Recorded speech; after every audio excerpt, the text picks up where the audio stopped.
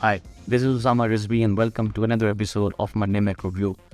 Today I'm going to talk about, I want to build on what we discussed last time, and I want to touch upon oil markets, what's happening there, because we see that the supply and demand dynamics are shifting. And of course, a little bit something about recession, what's happening with the global food prices. It's very important given, the recent rise in food prices in the past year. And finally, we also discuss something regarding what's going on in the overall markets in terms of market sentiment tracker. So let's jump right in.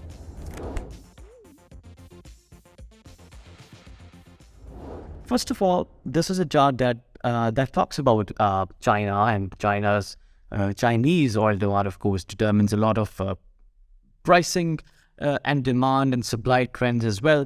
So we see that China is still adding inventories, oil inventories, building food inventories, even though the refining has jumped. We'll see it in the next slide. So about that, the amount of oil being added to the refineries is, of course, a little bit low.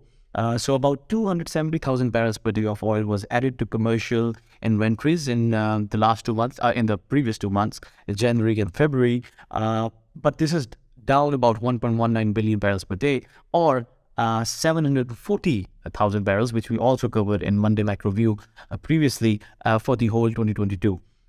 In this slide, you can see that Chinese refineries are maybe they've started to process a little bit more. The throughput has increased 3.3% year-on-year basis, but we still have to see that surge in demand in commodities and energy commodities from China.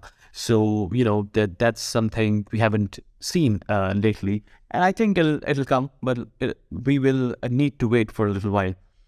Speaking further about oil, we also see that there were, as always, there were demands of concerns, there were supply concerns recently from the previous 1 year or something, as economies have started to recover from COVID-19 shock.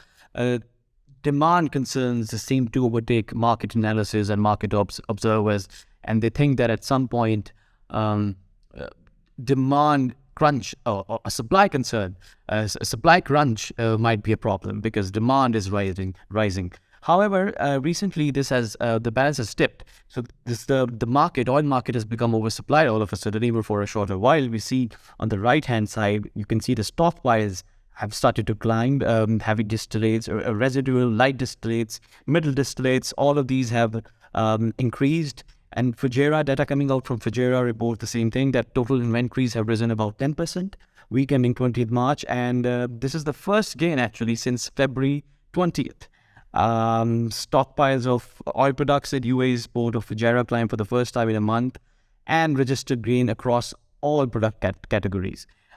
This has been going on from past few days, and I tend to believe, given the overall recessionary, the piling up of recessionary factors, I tend to believe that oil demand would stay under pressure, and the case for a bearish oil market remains or gets stronger by every passing day, especially when we talk about the contagion that seems to be spreading now, and Deutsche Bank seems to be the latest victim. I have written for Primary Revision Network primaryrevision.co. I've written there in my weekly research about what exactly is happening, and how is Credit Suisse different from Deutsche Bank, and whether this will turn into a full-blown contagion or not.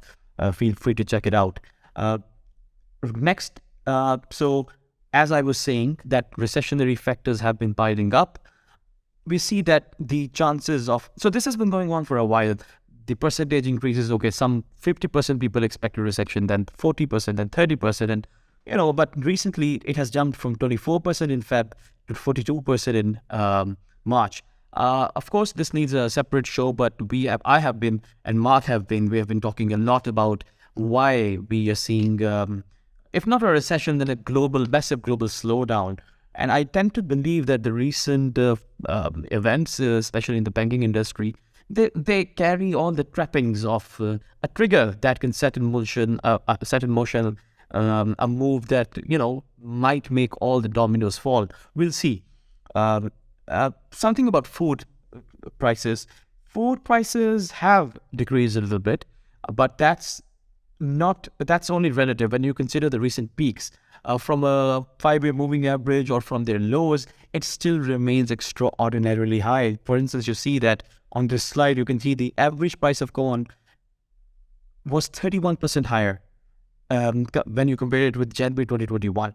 So that's something not normal. Also, the export restrictions and 101 export restrictions. And I was talking to a very dear friend and mentor of mine, Mr. Hernandez, recently. We were talking about this rising populism and protectionism, and this cements the case. So 101 export restrictions were put in place on quotas and licenses and outlet bans, but they still remain in place. They were supposed to be temporary in the lieu of COVID-19 and after Russia-Ukrainian war, but they're still in place. That does not bode well for the overall global food prices. The restrictions cover more than 11% of food trade in 2022, and export bans right now cover about 4% of global food trade. The global shipments, about 5.2% are covered with these import restrictions. And I will show you in the next slide that why and how this is a very bad thing. This is happening in Pakistan. So this is just one picture. The mobs loots a truckload of flour. The point is, this is more pronounced when it comes to developing countries, but this is happening across the world. Of course, given the higher GDP, higher per capita GDP, countries, people from the developed part of the world, they might be able to absorb these shocks. But if we talk about developing countries, about which we have discussed a lot in the Monday Macro View series, I believe this will continue to happen. This will continue to go on. This calls for social unrest. This calls for political instability, and this is a really, really important issue that policymakers across the world need to address. Finally, something on the market sentiment tracker. You see both sides are sort of balancing. There are good news as well. On the right-hand side, Eurozone's economy has started to expand. IMF's chief says that there are some green shots from China. S&P Global PMI recovered. Services PMI has at least risen. But Japanese factory output has fallen, biggest fall in the last 8 months.